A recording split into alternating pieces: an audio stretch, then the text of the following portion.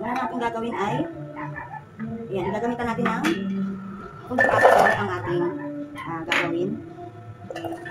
Ilagay natin ang bawang at sili. Tapos, ilagay na din natin itong mantika. Gagamit lang ako ng isang basong mantika. Pwede din natin dagdagan kung gusto natin ng oil. So, ayan.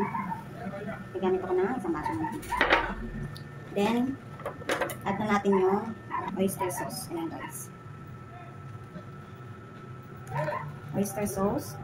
And lalagyan tayo ng konting lagyan lang tayo ng konting toyo guys. Tapos maglalagay din tayo ng isang asukal. And syempre takpan natin. Food processor lang natin siya.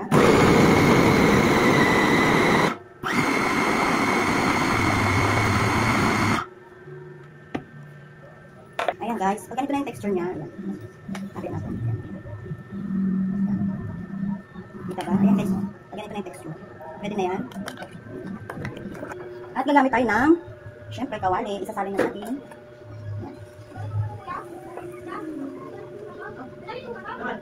Pakukuluan mo lang siya ng 20 minutes. Yan. Kung ayaw mo masunog yung chili garlic mo, dapat hindi mo siya titigilan sa paghalo. Guys, nakulangan ako sa sa mantika.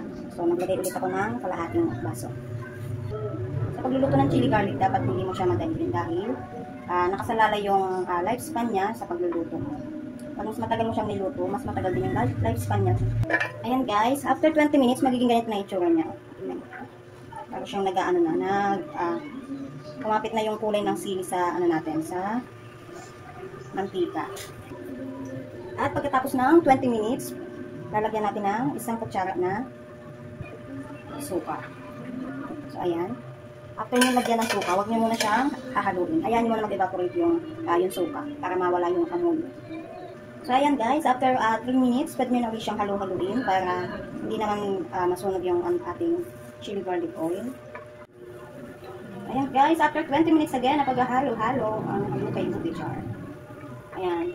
Inaikos na natin yan ng 20 minutes again. At ito na ang kinalabasan niya guys. Tingnan mo naman, ang ganda ng kulay. Ayan guys, oh. Ang ganda ng kulay guys. So ayan, pwede na siya. Pwede natin patayin.